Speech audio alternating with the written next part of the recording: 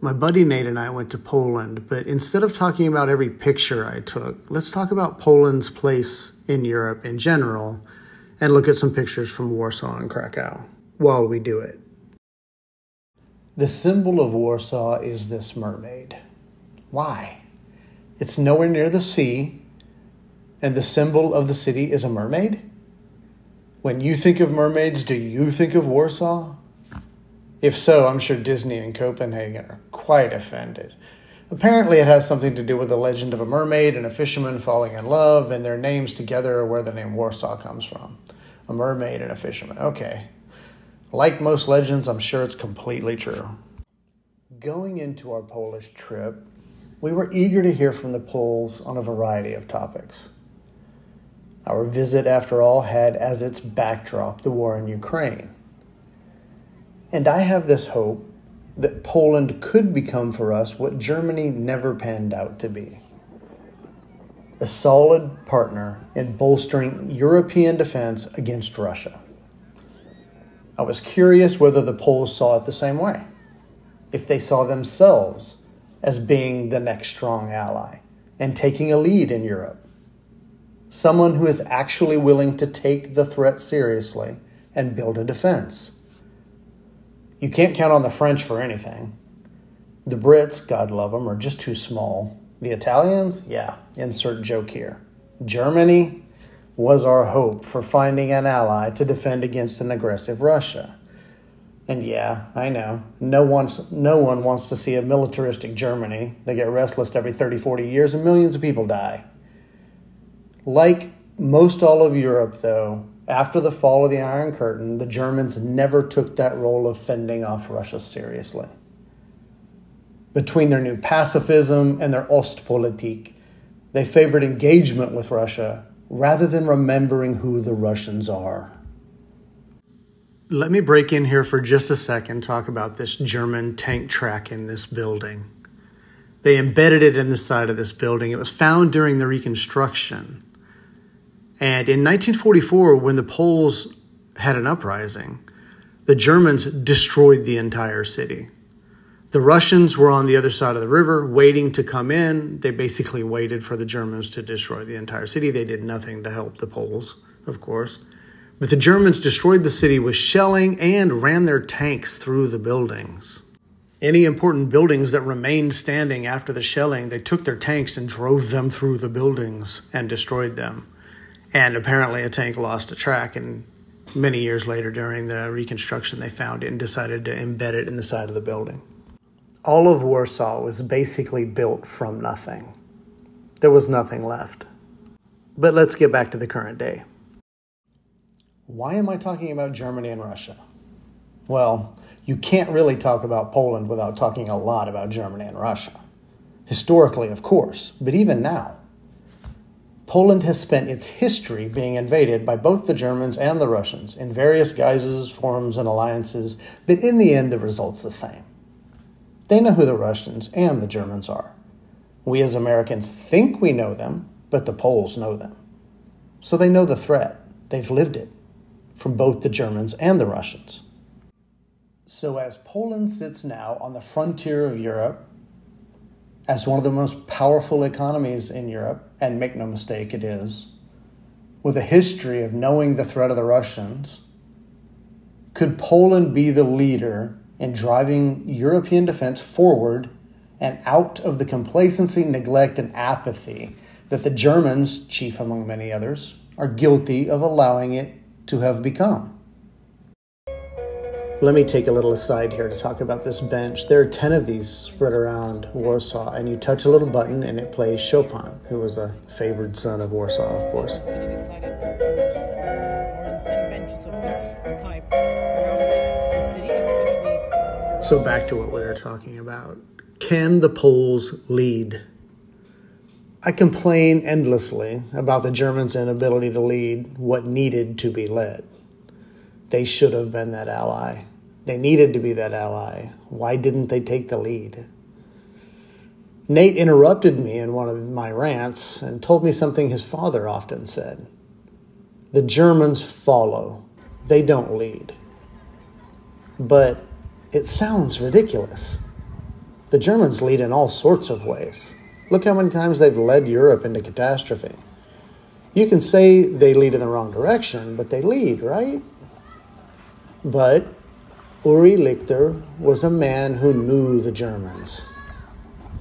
What he meant was the German people as a whole follow. They follow leaders, of course, but their nature is to follow. Follow rules, follow isms, do what they're told. They're not individualists. They're bureaucrats. Give them a leader and they'll follow. I know we're generalizing about an entire people here, but I thought it was noteworthy nonetheless that he had this insight about the Germans. Angela Merkel is a great example of a post-war German leader, quote unquote. She was a great chancellor, well respected, a builder of consensus, a manager of the economy, a bureaucrat. She thought, like many of her generation, that they could engage with the Russians, buy them off, build a mutually dependent symbiosis. Doesn't that just sound European? Let me break in here for a second and talk about the Jewish Museum, sitting on the site of the original Jewish ghetto. This is the place where they rounded up all the Jews, 400,000 of them in this ghetto. 30% of the population fit into about 2.5% of the size of Warsaw. It's also the site of the 1943 uprising where Jewish partisans decided to fight back because they were being sent to the camps and they were all slaughtered. In 1944, the other uprising was of the Poles in general, and that's when the city was really totally destroyed by the Germans. This is a statue of Jan Karski. He was a member of the Polish government in exile in London. And he would travel back and forth, sneaking into the ghetto, and would deliver news to the Western Allies about what was happening to the Jews. He delivered a lot of the critical evidence of the deportation of the Jews to the killing centers. Most of the former Soviet satellites fear the Russians, even today. The Germans seem to think they could manage them. Why? Well, that's probably a way bigger question than we can talk about here. I'm probably already rambling on about too many things other than Poland. But just quickly, I think it's relevant to where Poland stands now and where it's going to go from here, especially in light of the war in Ukraine and America looking for new partners. The Germans went into Soviet domination utterly defeated and hated by the Russians, so that was a disadvantage. But they had many advantages as well. The Russians took East Germany. They were certainly not going to let the West have it. They couldn't afford that. They also couldn't afford for it to be Western looking even. It had to be Eastern focused. But they didn't really know what to do with it. There was conflict inside Soviet leadership as to how to handle East Germany. Stalin didn't really even want it. He knew he needed to manage it. But he never thought it was going to be a part of Russia or the Soviet sphere like the other Eastern countries they dominated. Germans were Germans. They were always going to be different. They weren't Slavs. The Russians definitely didn't want to see a resurgent or powerful Germany. And they didn't want to see a reunified Germany either. This is Taras and Irina, by the way. He was our guide and driver, and we had some great conversations with him. I'm going to get into that in a little bit. I definitely want to, so I won't forget. And don't forget them. You'll see them or hear about them later. And in our pictures, we're going to move on to Krakow now. We move on from Warsaw, little road trip with Taras and Irina, and we pick up in Krakow. In East Germany, the Russians still stole everything they could get their hands on. That's just what they did, or do. But whereas in other Eastern countries, that was pretty much the end of it. In Germany, they rebuilt. They were already an industrialized country with skilled labor. So they had the basis of an economy. And being non-Slavs and having a long history of self-made leftist ideologues who could run Germany in a communist manner without too much Russian oversight, at least compared to the other satellites. They had a little more autonomy than the rest of the East. And the new leadership in Germany ran the country pretty well compared to the rest of the East. Their economy was focused, to some extent at least, on standards of living.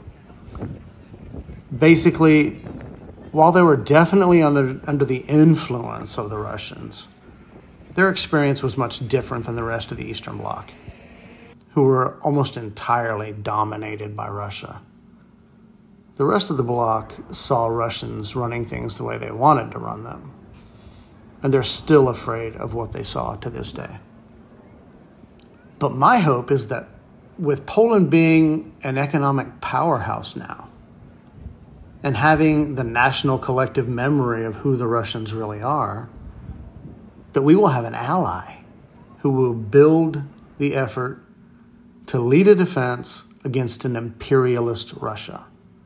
And I have to say, I particularly love being able to call the Russians imperialists. After all the years of hearing that insult hurled at Americans, it's a particularly pleasing irony to be able to use it now in earnest against them, because that's what they are. They're trying to rebuild their empire. Putin is trying to restore Imperial Russia.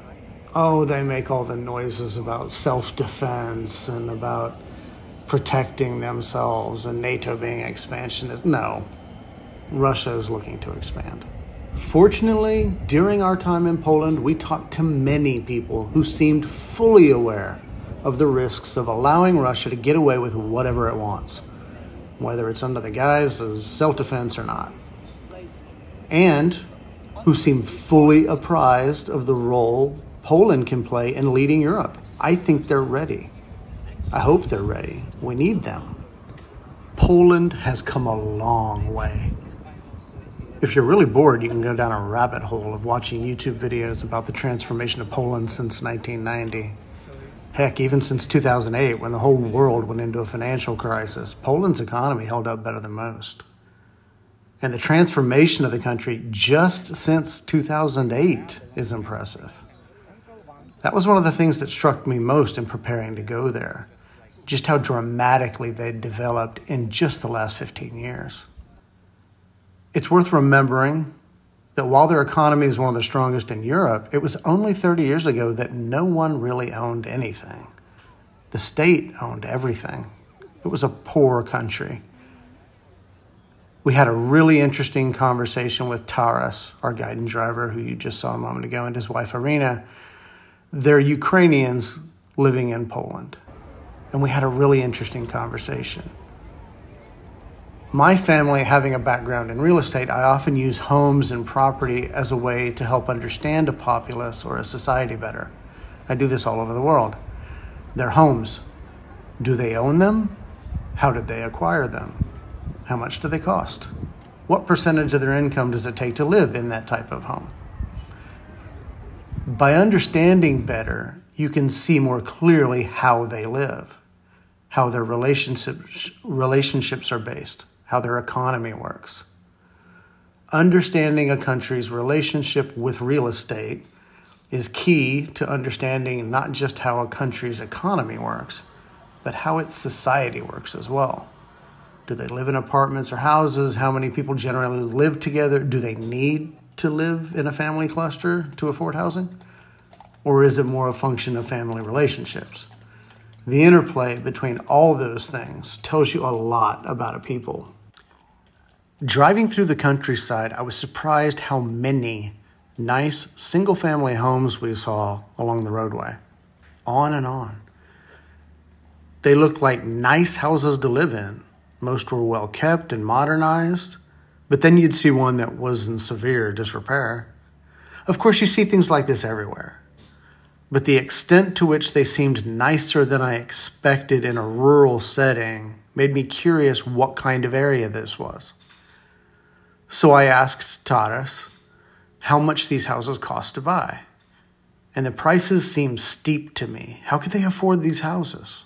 Were these wealthy city people in a country house? Or were these average Poles working a job? His answer was interesting. It's all about the fall of the state system and the rush to privatization. This was, of course, a big deal all over the former Soviet Union. And in many places, the process was similar. There was a lot of corruption. Let me take a break here from the tedious and boring to talk about something that's actually interesting. This is Jagiellonska University. Founded in 1364, it's Poland's oldest university and the 13th oldest university in the world. This is where Nate's mom went to medical school. I mean, she didn't go in the 14th century, but, I think the mortar was still fresh. Okay, back to House Hunter's Poland. When they moved to privatization, some property was returned to the pre-communist ownership. If you could provide paperwork showing it was confiscated by the state, the heirs might get it back. Some property was given or sold at a discount to the tenants living in it at the time. But the whole process was rife with corruption. False papers, forged deeds, lost documents. Those who worked in the property offices made fortunes selling approval of documents, forging of deeds, losing some people's paperwork to benefit another. It was a mess, as you might imagine. And some of the properties are still being contested. That's why you'd see some properties unkempt. Why spend money rebuilding or repairing a property when its ownership isn't settled? The reason many of these people could afford to live in those houses was that they were granted ownership in the transition, and it didn't really cost them market value. Whether they got it back, whether they, quote-unquote, obtained it by some other method. But if they were to sell it now, they'd need a hefty sum to let it go. That's why the value is high. They don't have a mortgage, so it's not a burden to own, and they put the money into upgrading it and maintaining it. We think of virtually every property's value in terms of its debt service. In many parts of the world, it's worth remembering that there isn't debt service, and the property is generational or holds a value not related to a mortgage. Fortunately, not all the conversations we had were serious, though. We had a great back and forth about jokes. Taras was asking us to explain a joke his friend kept telling in English that he didn't quite get. It was a classic in Soviet Russia joke about a bus, but the guy just kept repeating the punchline part and didn't make any sense. I told him about the in Soviet Russia bit by Yakov Smirnov. In America you watch television. In Soviet Russia, television watches you. He loved those. I hope I didn't get canceled for doing an impersonation. Is that racist? Anyway, he gave us some Russian cartoons from his youth to watch called Captain Pronin, which were about this Russian super cop. They were really interesting to watch, but it was strange. We told him the only Russian cartoons we know about were Boris and Natasha from the Rocky and Bullwinkle show.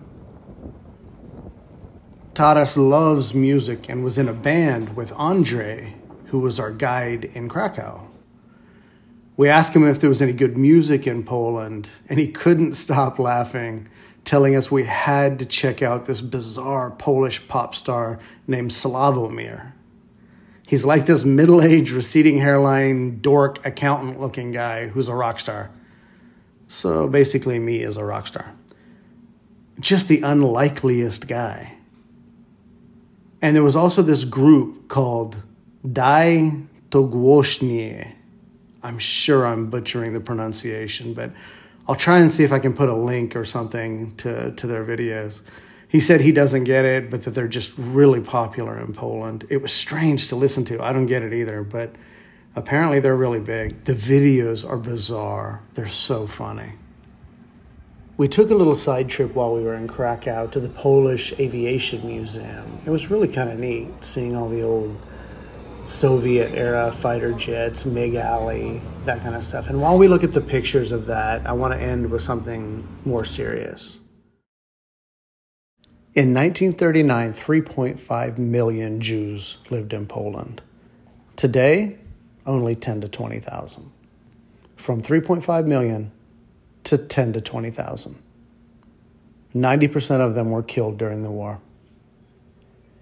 The ones who weren't killed during the war faced hostile conditions even after the war in the Soviet occupation and left. They had all left by 1968. There are 6 million different conversations to be had about the Jews in Poland. But what struck me the most was the fact that today there are only 10 or 20,000 in the entire country. This is a country where Jews lived for 1,000 years. They were a major facet of the population. In Warsaw, they were 30% of the population. And today, only 10 to 20,000 exist. There's a stark reminder right there that history matters. As I look at Poland now and hope for the future, that they can be the kind of country that we need them to be, if there was ever a country that could learn from the past, let's hope it's Poland.